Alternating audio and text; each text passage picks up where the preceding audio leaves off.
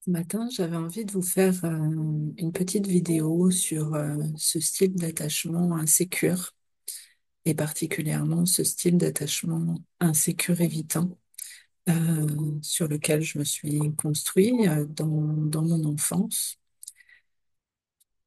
Ce qu'il faut comprendre, c'est que déjà un style d'attachement insécure, c'est pas une fatalité.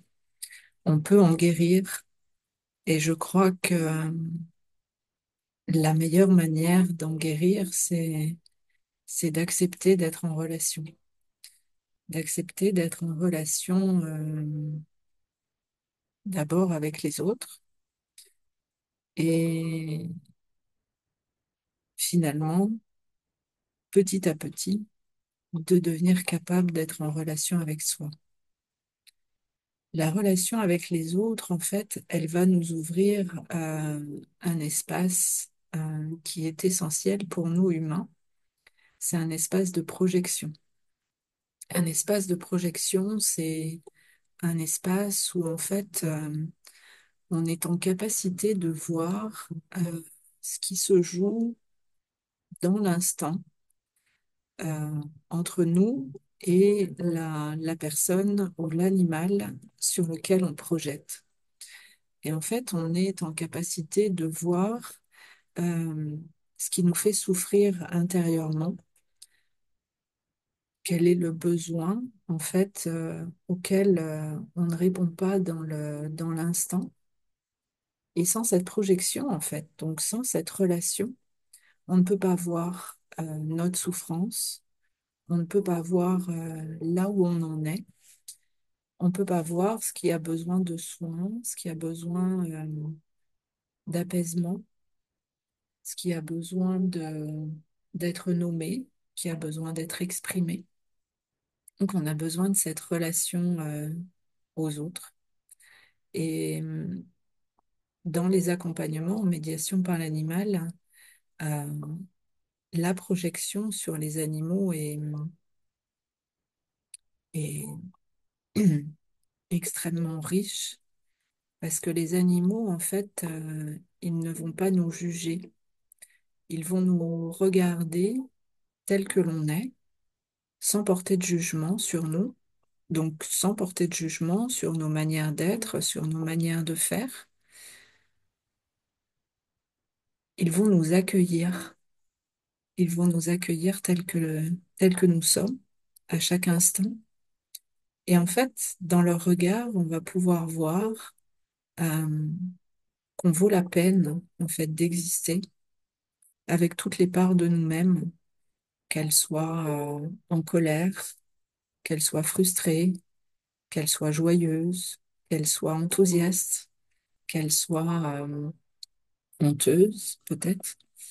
Mais en fait, nos animaux, ils ne vont pas porter de jugement sur notre manière d'être en relation avec eux. Ils vont vraiment nous accueillir et nous inviter à nous regarder. Et c'est ce premier pas, en fait, à oser se regarder qui va nous amener à guérir cette blessure de l'attachement que l'on porte depuis l'enfance. Et cette blessure de l'attachement, il faut vraiment comprendre également que elle est née de nos perceptions dans ce monde d'enfant qui était le nôtre. Et ce monde d'enfant, en fait, c'était un monde sensoriel. C'était un monde où tous nos sens étaient ouverts et on touchait, du coup, là, on percevait au travers de ces sens euh, tous les bruits, tous les gestes, tous les non-dits, tous les silences, tous les, toute l'ambiance qu'il y avait autour de nous. Et toutes ces perceptions, en fait, nous ont amenés à croire des choses sur nous, sur nous-mêmes, que l'on n'était peut-être pas suffisant, que l'on n'était pas assez, que l'on méritait pas d'être aimé, qu'on ne méritait pas de recevoir telle ou telle chose, qu'on ne méritait pas l'affection, peut-être, de nos parents. Mais ils nous ont fait croire, ces perceptions nous ont fait croire tout un tas de choses qui a fait que dans l'enfance, on a ancré en nous des croyances. euh, et toutes ces croyances, en fait, on les a trimballées avec nous.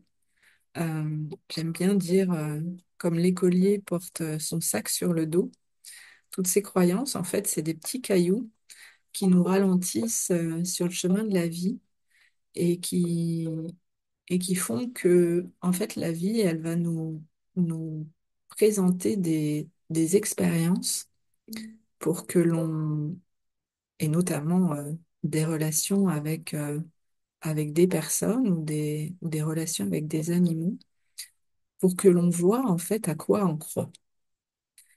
Et, et du coup, ce miroir, il va nous permettre de voir ce à quoi on croit et de nous détacher petit à petit de cette vision limitée que l'on a sur nous-mêmes pour agrandir cet angle de vision et voir que l'on mérite d'exister tel que l'on est, que l'on mérite d'être aimé tel que l'on est, que l'amour, la reconnaissance, l'acceptation, c'est avant tout avec soi-même, en fait, qu'il faut la, la nourrir, qu'il faut l'entretenir, qu'il faut en prendre soin.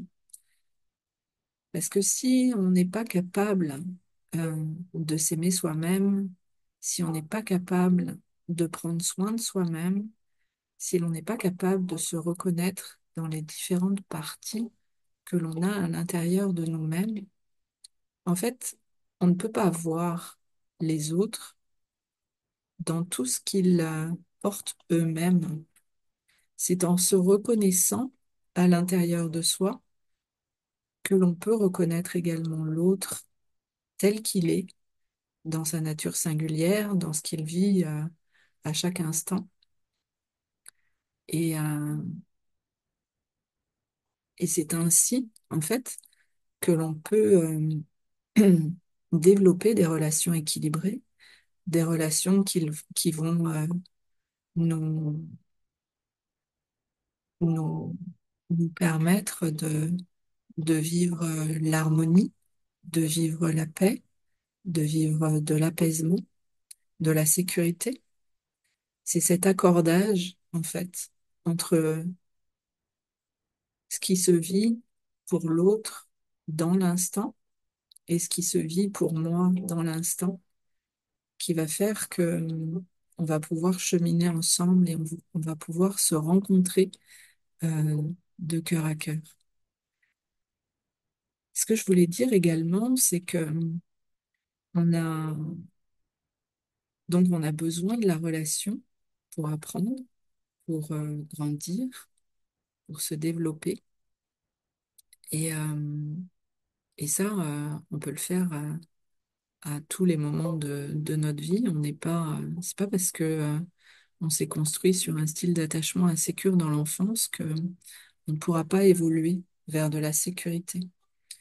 On ne pourra pas développer des capacités d'adaptation qui ne soient pas des réponses réactives, en fait, activées par notre système de protection.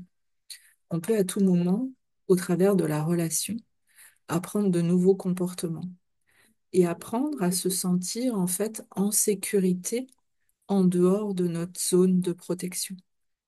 Dans cette zone de protection, en fait, on, on se protège, euh, mais on croit que c'est le seul endroit et donc c'est la seule manière d'être et la seule manière de faire pour que nous soyons en sécurité.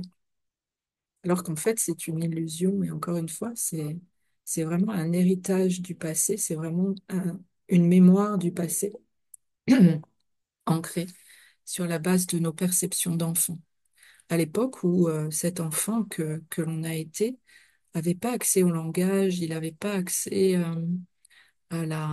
au discernement, puisque son cerveau n'était pas mature, il n'avait pas accès à l'analyse, et donc tout ce qu'il captait au travers de ses sens, c'était vraiment brut, et il a fait tout un tas de raccourcis. Et il s'est identifié en fait à toutes ces perceptions pour en faire sortir sa valeur, la valeur qu'il estimait avoir au travers de toutes ces perceptions qu'il avait dans la relation à ses parents.